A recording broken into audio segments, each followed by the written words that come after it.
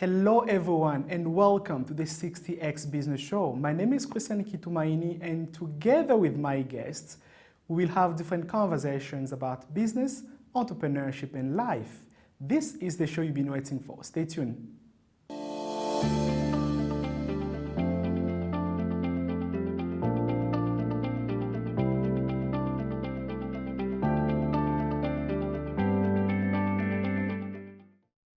In today's conversation, I have an amazing entrepreneur. She's the CEO and founder of Issue Foods, which is a food processing company that produces yogurts and yam here in Rwanda. And in the studio, she's Nanda Sharon Akanyana. Sharon, welcome to the show. Thank you, Christian. How are you today? I'm fine. How are you? I'm fine, thanks. It's really a pleasure to have you. Me too. Thank you. I'm happy to be here. Wonderful. So relax. You'll be spinning the wheel and randomly we'll select a number and from there I'll ask you a question. Are you ready? Yes. Over to you whenever you're ready. What is your lucky number? Maybe 11, but let's see. Okay, let's see. You're very close to your lucky number. Wonderful. Sharon got number 10. Can you share with us what is the story behind Issue Foods? How did you get the name of Issue Food? Yeah, so Issue means a herd of cows or a group of cows in Kinyarwanda. And our first product was yogurt. So I was looking for a name that was closely related to dairy and milk. And yeah, Issue came up, and it's also a short name and easy to remember. So that's how the name came up. Wonderful. That it has a good story behind it. And I'm more interested about your entrepreneurship journey. How did you ended up in agro-processing? Did you envision that as a little girl? Tell us about your entrepreneurship journey. Yeah, so my academic background is in agriculture. It's what I did at university. So maybe that's what drew me to food. But I'm also passionate about food and different cultures and their foods. And also, just when I just had my two first children, it was hard to get a very nice yogurt with fruits. And you know how children like yogurt with fruits. And then getting them was very expensive because most of them are imported. And I knew how to make these things. So when I shared with my family and friends, they loved them, and it's what encouraged me to turn it into a business. Yeah. So it was a passion that turned into a business. How do you feel of the milestone that you're able to achieve? You started in 2017, now we're in 2022, that's 5 years after. How do you feel about what you're able to accomplish in those 5 years? Yeah, so it was a gap. It's nice foods that you want to get, nice foods and snacks that you want to get from the supermarket, but they're expensive because they're imported. And if you're able to make them, I mean, we have the resources here in Rwanda. We have, the food is grown here. All the fruits that we use in our yogurts, all the fruits that we use to make our jams are produced locally here. And so, yeah, if I can make them, and it started as an idea because we started in our kitchen at home, and later moved in 2018. But yeah, just the idea of it moving from just being a dream and an idea and it being put into action, that was really big for us. And getting our first customer and just being encouraged by my husband and family and friends. That's beautiful. For the viewers, Issue Food, it's an agro-processing company that produce yam and yogurts from fresh fruits. And I'm having the conversation with Sharon, who is the CEO and founder. They promote locally made products. Sharon, can you share with us the importance of promoting locally made products and what pushed you to do so? Why should people consume locally made products? Number one, you contribute towards the growth of our economy because local processors pay taxes. And number two, also made in Rwanda products, especially the foods, they're delicious, they're yummy. They're juices that I've tasted, breads that I've tasted, other jams that I've tasted. They are really good tasting and they're also affordable. and you also know what's put into them. Not that we do not know the things that are added into the jams and the ketchup and all of these things we consume that are imported, but yeah, it's safe, and I think they're tastier. The made in Rwanda products are tastier. Wonderful. And for someone who is probably watching now, what can you tell them about the uniqueness of your products? And in case they want to reach out to you, how can they find your products? Yeah, our products, we work with over 40 supermarkets in Kigali, and we plan to also go outside of Kigali and also within the region of the East African community. But yeah, all the supermarkets talk about them in Kigali. That's where you will find our products, our jams and our yogurts. Wonderful. Let's spin the wheel for another round of questions. Yeah. Go number 10. What's going to be your next lucky number? Let me do it in the reverse.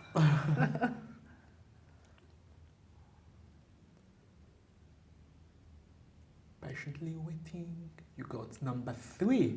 Wonderful. Can you share with me about how does it feel to be an entrepreneur? You've been on this journey 5 years now. How does it feel? Yeah, so before I became an entrepreneur, I worked for a couple of organizations, local ones and international ones. And I would always hear people say, I wish I was an entrepreneur. You wake up whenever time you want to, you do what you want. And when I entered into entrepreneurship, it wasn't that easy. There's a lot of planning, there's a lot of not sleeping, and everything. You are responsible for every decision that's taken in the business. There's a lot of mathematics, there's a lot of counting and bookkeeping.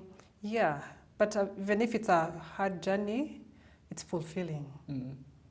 You move, like I told you, you move from just an idea and a dream, something that you want to achieve, and then when you see it coming into reality, and again, like I said, getting your first customers, even people just calling you and saying, we love your products, where do we find them? My children love your products. That's amazing. Oh, that's beautiful. And my follow-up question is, what are some of the learnings that you've acquired running a business during a pandemic that you're going to implement in the future?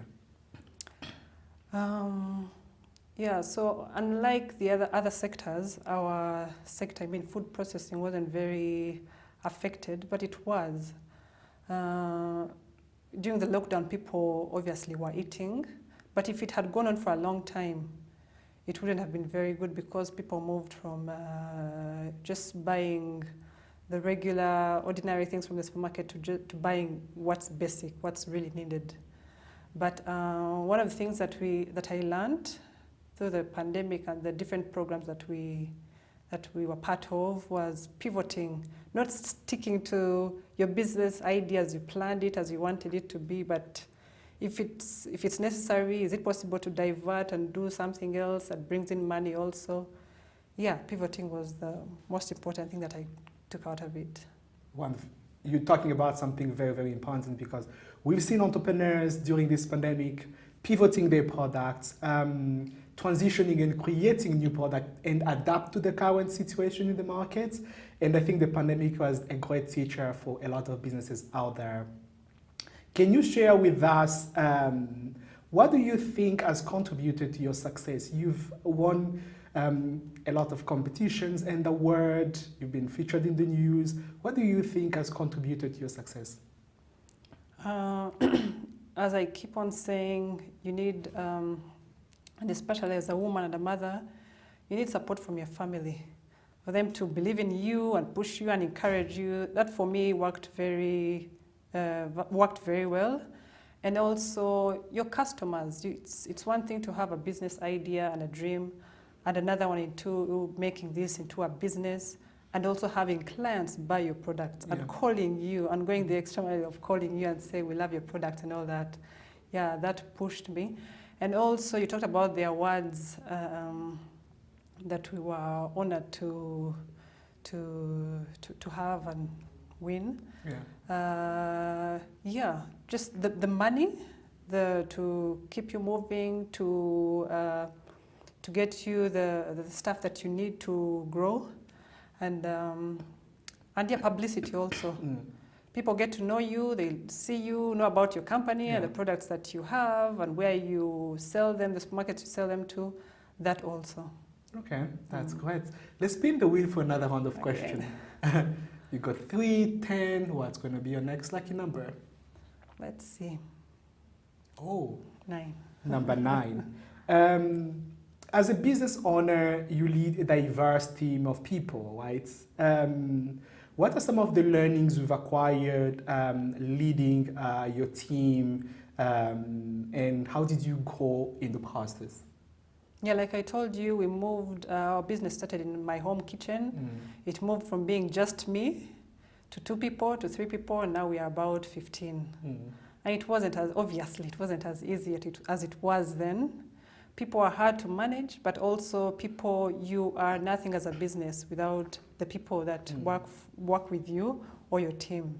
So your team is very, very important. Equally, just as how much your customers are important to the business, your team is equally important. Wonderful.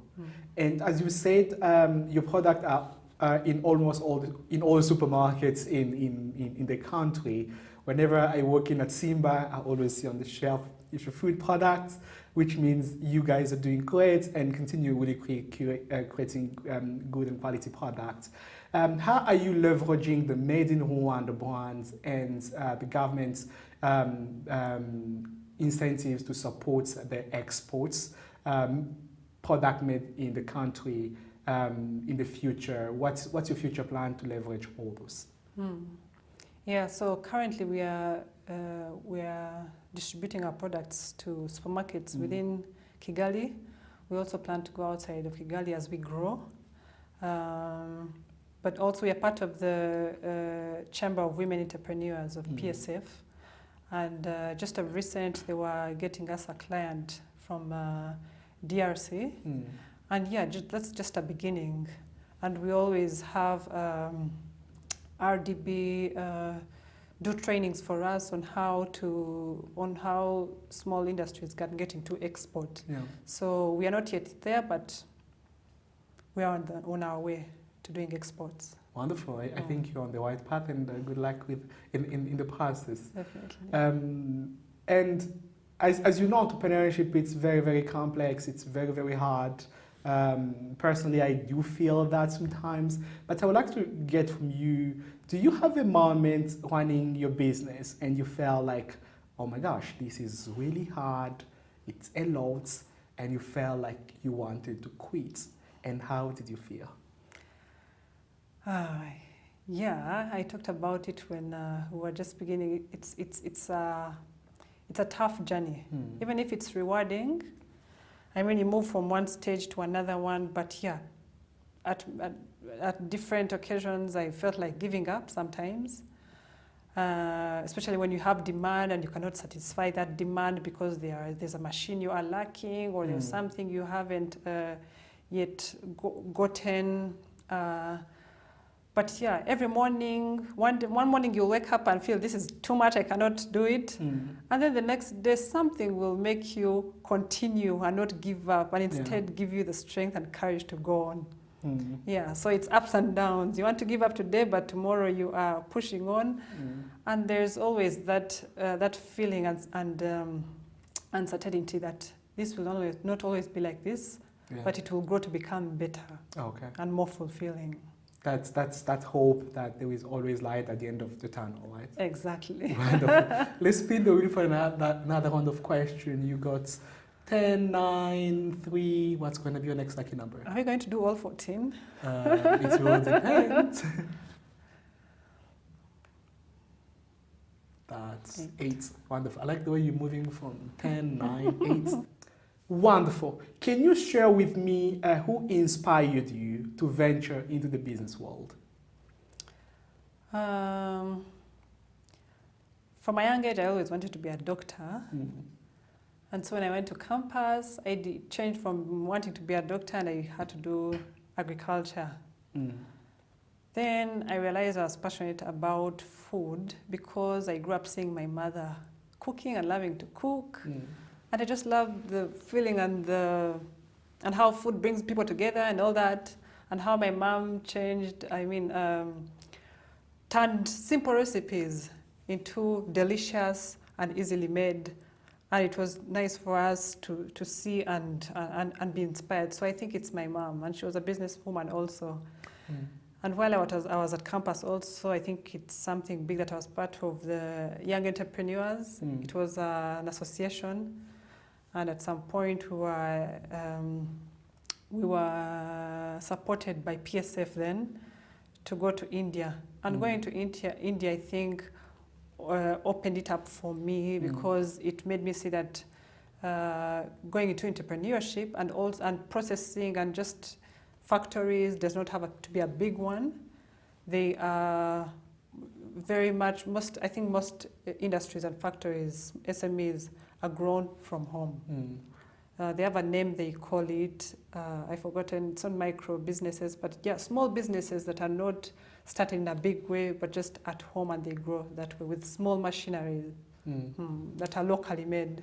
Wonderful. Yeah, so it's that. Okay, that's beautiful. And I would like to understand, do you have a moment in time, what are the things that you've learned growing up your business that you had no clue about before you start, but you came to learn about them through the journey? Planning. Planning is very essential. You cannot just wake up. I mean, the whole day will be a mess if you just wake up and say, okay, I've woken up, this is what I'm going to do at 1, this is what I'm going to do at 2. You have to plan way before. And especially when it involves your staff, the people that work for you. And also planning with money is a big deal. Planning with money, be it the loans that you get or the grants.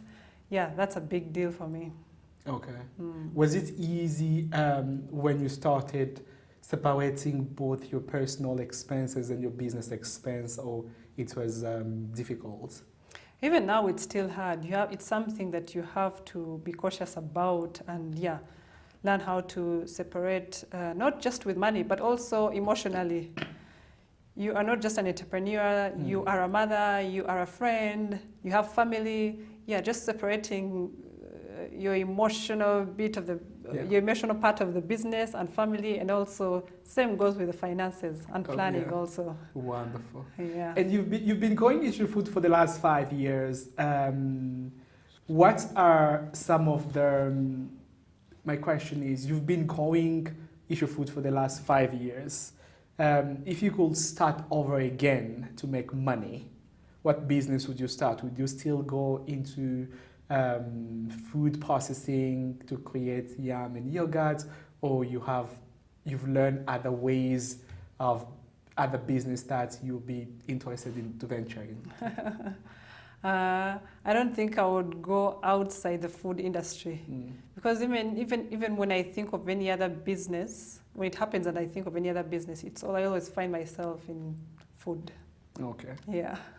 And I always like to ask entrepreneurs, if, for example, you wake up in 2050, what headline would you like to see in the news about your business? I don't know, that's a hard question, but I would, you know how, especially these international brands that have their name, a logo and a name, say for example, Issue, and down there's something small, since 2017. For me, that's something big. Yeah. Issue since 2017. So that is like a legacy business where people can also get some franchising from you and either get your trademark to process Issue foods in Brazil or China, and each month you're getting royalty, commission, sales coming, and with your trademark, it's really amazing. I love that vision, and I think everything is possible if you put in the work and you keep being consistent. So good luck with that. Thank you very much. Wonderful. What do you think about, I'm a young person, and whenever I chat with my fellow young friend, we always have a perception, we don't want to venture into agriculture, we would like to go maybe in technology. What do you think about the youth perception of agriculture not being like a sexy industry to venture into, and what advice would you have for them? I think it's changing now. Over the past 3 years, it's been changing. The youth are more drawn to agriculture, and that's because the government and the young people themselves have been trying very much to brand it to that way. Agriculture is nice and attractive. Yeah, so I think it's getting there. Okay. And for a young girl watching you now, thinking about becoming a businesswoman one day in life, what would you tell her? I think women have the potential to be what they want, even as business women. I'm part of very many programs that support SMEs, and I have young friends who have amazing, innovative ideas, not just in the agriculture sector, but be it tech, be it fashion and all that. There are lots of them there, and I am sure there are lots of more outside that we do not see, that I do not see in my circles. But yeah, it's just one thing. Women, young girls, we are able. Just dream big and don't give up, and yeah, get that dream of yours outside of being a dream and put it into action. Okay. What are some of the, other than making money, what are the other things that drives you in life, the things you're passionate about? I love being with people. I love being with people. I love family. I love children. Just being at home with my children and them smiling and laughing and being and just doing homework with them, that gives me energy every single day. Interesting. That's so amazing. And by that, we are coming to the end of this conversation. And my guest was Sharon Akanyana, who is the CEO and founder of Issue Foods. The conversation continues on social media using the hashtag 60xbusiness. Thanks a lot for making it to the show. Thank you very much for inviting me, Christia. Wonderful. Until next time, be safe, wash your hands, wear your mask. My name is Kitumaini, and you're watching KC2.